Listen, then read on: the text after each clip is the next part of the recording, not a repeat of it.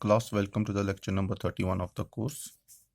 In lecture 30, we studied about the equivalent circuit of the HVDC system. So the equivalent circuit of the HVDC system is like this. We have an AC here, then we have a tap changing transformer here. Here we can change the taps and we can change the magnitude of the voltage. So this thing here, it represents the output voltage of the converter. This one, I am sure we are showing it here by these cells, battery. So by changing alpha, we can change the output voltage here. Okay, and here we have the input AC voltage to the converter. This is the tap changing transformer here. So this is the RCR is the equivalent commutation resistance of rectifier. RCI is the equivalent commutation resistance of inverter. The output voltage of the converter is VDR. This RCR, it doesn't represent RCR and RCA, it doesn't represent power loss, it only represents the drop. Okay, there is some voltage drop in this and some voltage drop in this resistance. RL is the resistance of the line. ID is the current through the line. It can also be represented IDC because it's a direct current, or simply ID. Both are same. VDR is the output voltage of the rectifier and VDI is the input voltage to the inverter. Okay. So what voltage we will get here? We will derive, it will again be VDI cos of alpha or cos of gamma or beta. We will derive it in today's class. So let me first write what is it, VDI cos gamma. It will be VOI cos gamma. This here voltage will be VOI cos of gamma. This is VDI. Okay. So I will start with the diagram. This is a simple diagram of a rectifier. Okay, I have a three-phase rectifier, phase A, phase B, phase C. Then I have 6 switches here, inductor and load. The current through this load is IDC. Okay. Suppose I am saying that at omega t is equal to alpha, switch 1 is fired. So switch 1 will conduct the current. So after 60 degree, I have to which switch should turn on? Switch third should turn on. Okay. So when I am turning on the switch third, the current in the switch 1 is not turning instantaneously to 0, but it is turning, it will take some time to return to 0, and this current, it will not instantaneously rise to IDC. Current in this diode, it will not instantaneously rise to IDC. So this current, rate of rise of current, it will be delayed. So the diagram will be like this. I1 initially IDC, then I3 is equal to 0. Okay. Now what I am here what I am doing, I am switching on the thyristor third, but it is not instantaneously, the current in third is not instantaneously increasing to IDC, and the current in 1 is not instantaneously decreasing to 0. So there is some time or angle U where both both are conducting. Okay, means switch 1 is also conducting and switch 2 is also conducting. So this angle is called commutation angle U. So what I am doing during this period, I am drawing the circuit diagram for the upper means switches. So I am saying earlier this was conducting, then this was conducting, and from 2 it was coming back. Then I am saying IDC is IDC. Then I am saying that IDC, it consists of I1 and I3 both. Current will flow from this and this both, and then it will go back from this way. So I will draw a circuit for this loop. So it is I1, I3 and I2. If I3 is equal to 0, IDC is equal to I1 initially, the current will flow in this direction. Okay. So when both will conduct, I1 and I3 will conduct, current will flow in this direction, and IDC will be equal to I1 plus I3. When I1 will be equal to 0, then IDC will be equal to I3 and current will flow in this direction in the load. Okay. So I will apply KVL in this loop. So what will be? It will be EA minus L di 1 upon dt is equal to EB minus L di3 upon dt. in this loop if I will apply KVL. So I will get this equation. EA minus L di1 upon dt is equal to EB minus L di3 upon dt. So I will get L di3 upon dt. So I will take this term on this side. Minus L di1 upon dt is equal to EB minus EA. Okay.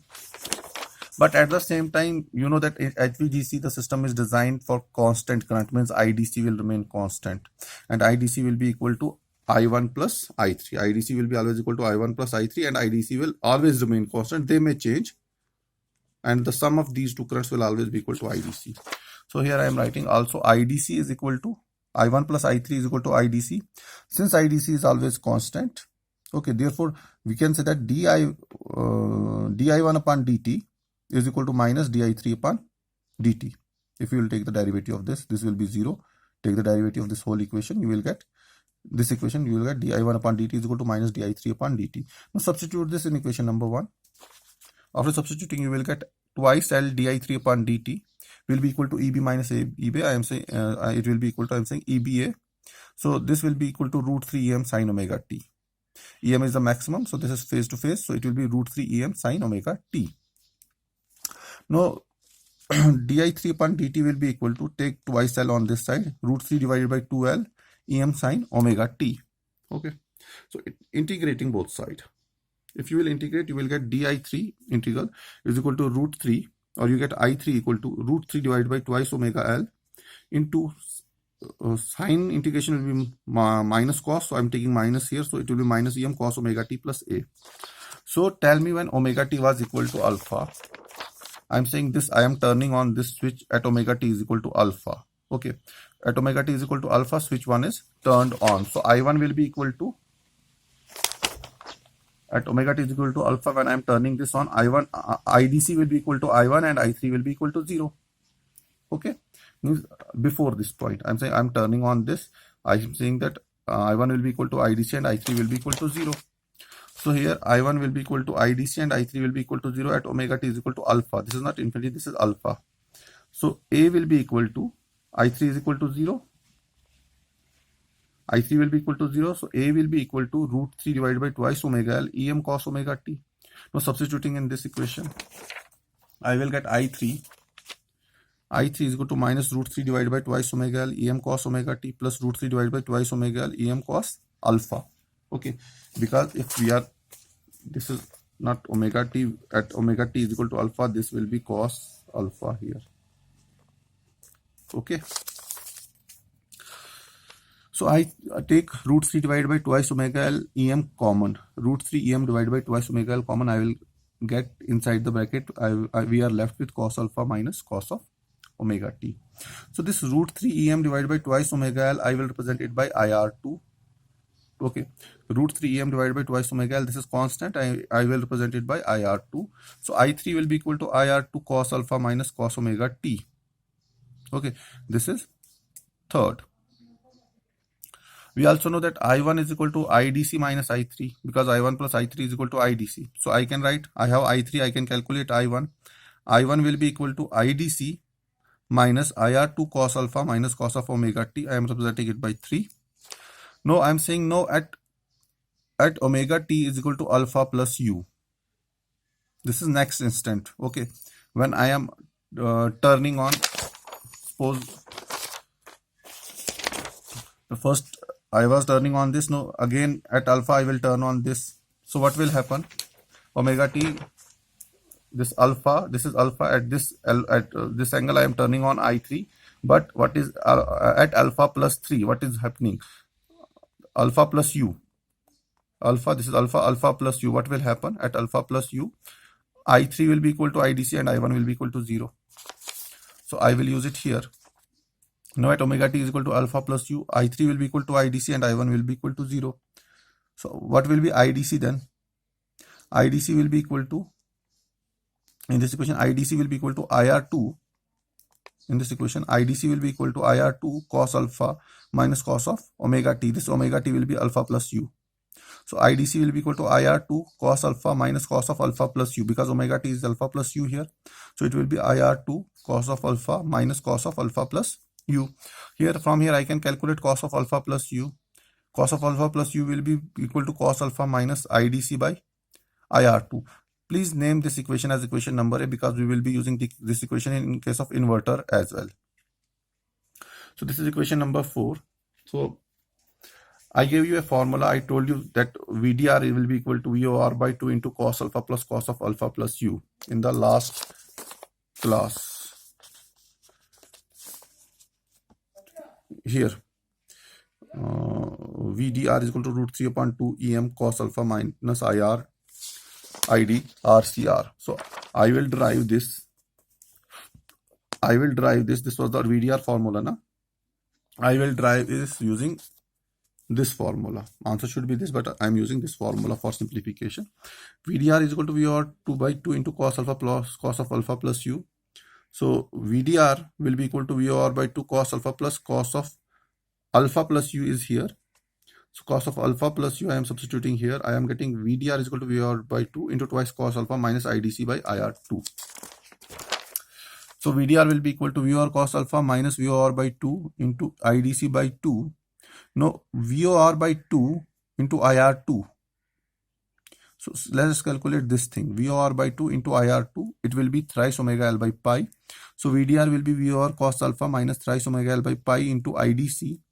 So VDR will be equal to VOR cos alpha minus thrice, you know that omega L is equal to XC by pi into IDC, which is equal to VOR cos alpha and thrice XC by pi. This is not but equivalent commutation resistance RCR.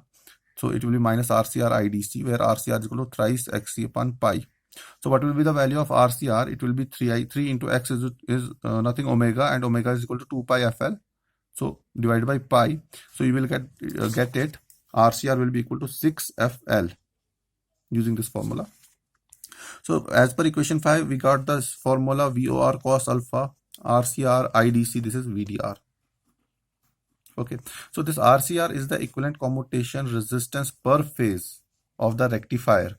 So this RCR, it will not consume any power. It will only represent the drop due to commutation in the system. This drop is only because of the commutation in the system.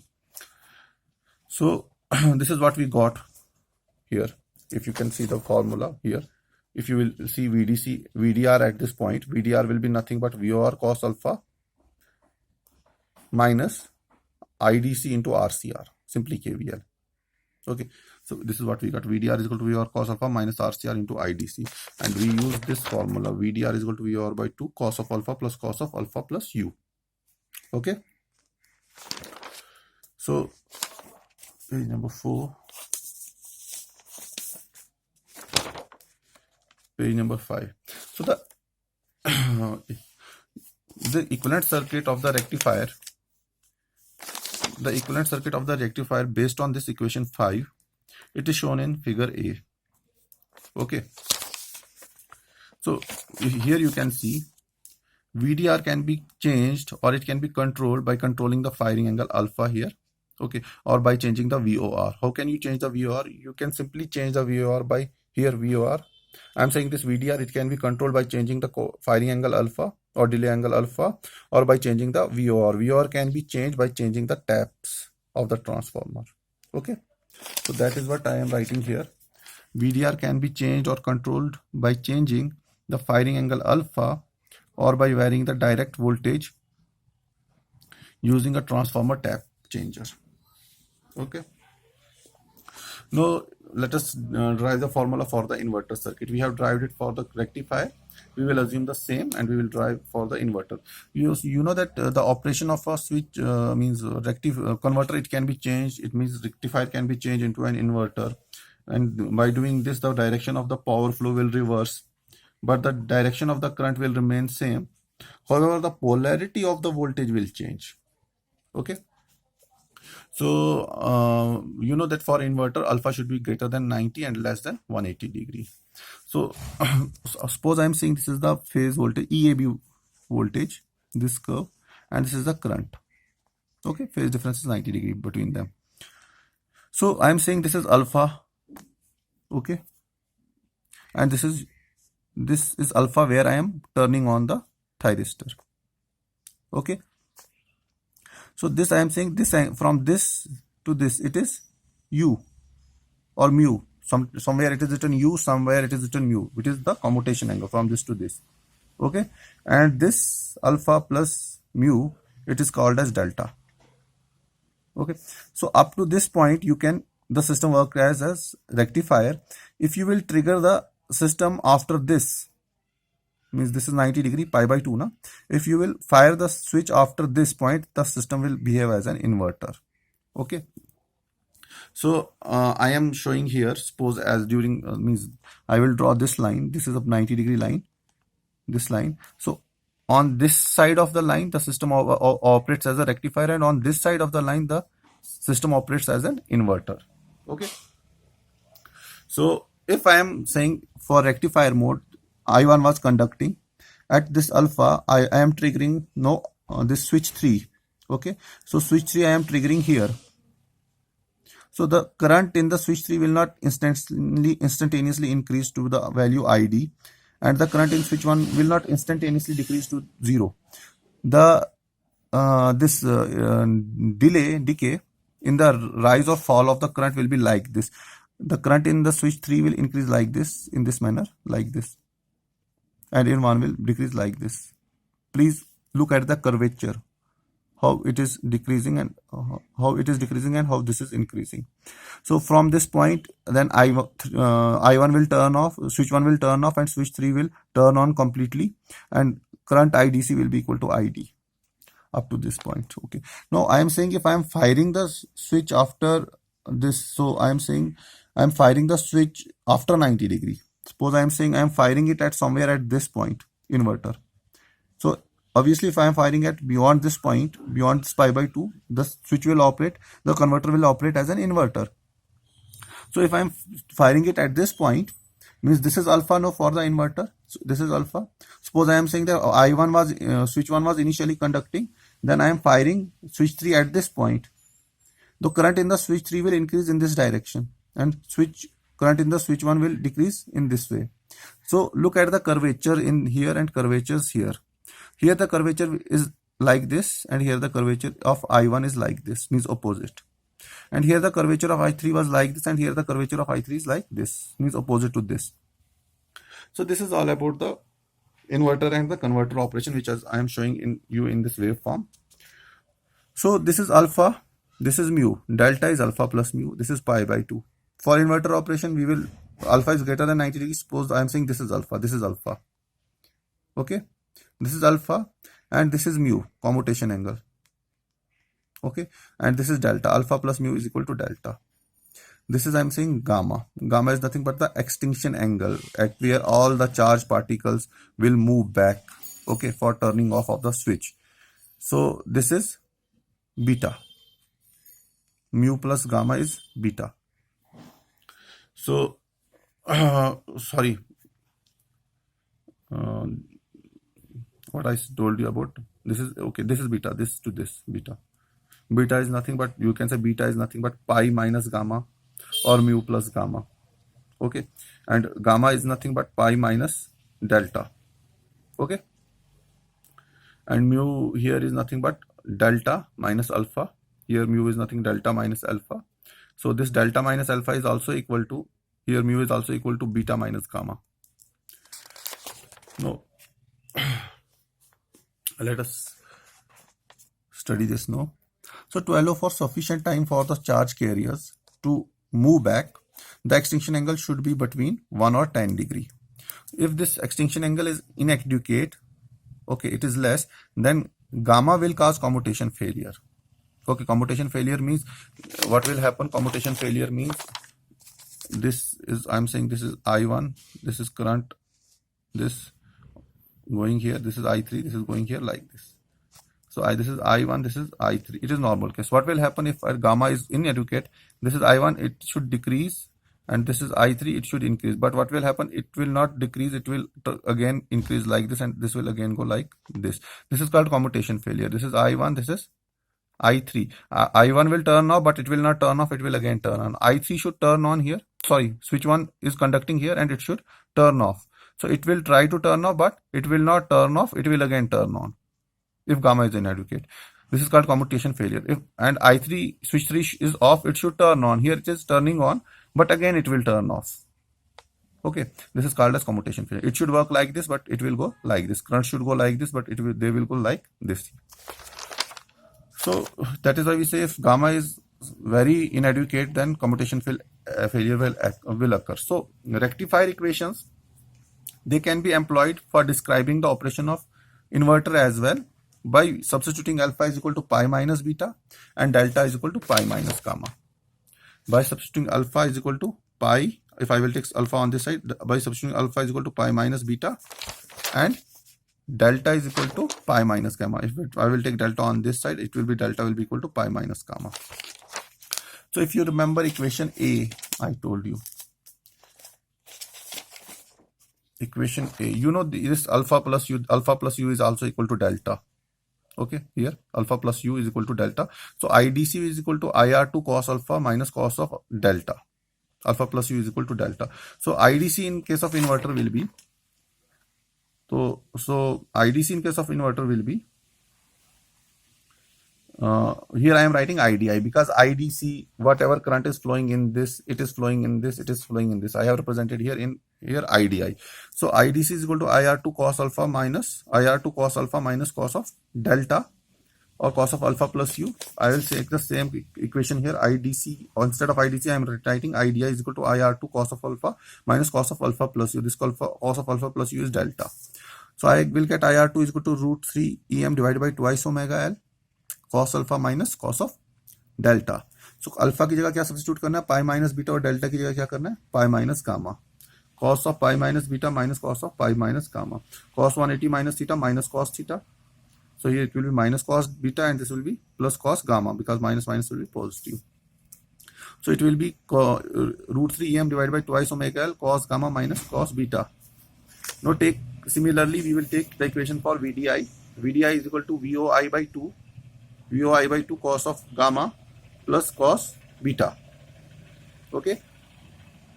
So VOI will be equal to VOI cos beta plus RCI ID, and if you will solve this, I am directly writing here answer. I am not substituting these things one by one. So I am saying there are two modes of operation of inverter. Actually, the inverter operates in two modes. The first mode is constant ignition angle control, where we keep the beta constant. Constant ignition angle control, CIA control, where beta is kept constant. And the second one is the constant extinction angle gamma, constant extinction angle control, CEA control. So the equation will be like this. So VDI will be equal to VOI cos beta plus RCI into IDC. RCI is nothing but 3 upon pi into XC. So this is the beta, here we are using cos beta, so it is a constant ignition angle because beta is the ignition angle. Now for constant extinction angle control, the equation will be VDI is equal to VOI cos gamma minus RCI into IDC. So look here, it is plus RCI IDC in constant ignition angle, and in constant extinction angle it is minus RCI into IDC. Okay, so it will be VOI cos gamma minus 3 upon pi XCI into IDC VDI. So please keep this in mind, minus and plus. So for constant ignition angle, the diagram will be VDI is equal to RCI, VDI input, RCI drop in RCI is VD, delta VD, and this is VOI cos beta. And for constant extinction angle, VDI, RCI, VOI cos gamma. Here cos beta, here cos gamma. This was all about the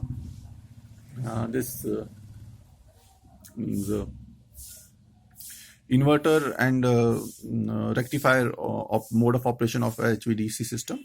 So with this, we finished the equivalent circuit of an HVDC system. So in the next class, we will solve numericals or problems will be solved related to these inverter and rectifier mode of operation of an HVDC system. Thank you very much.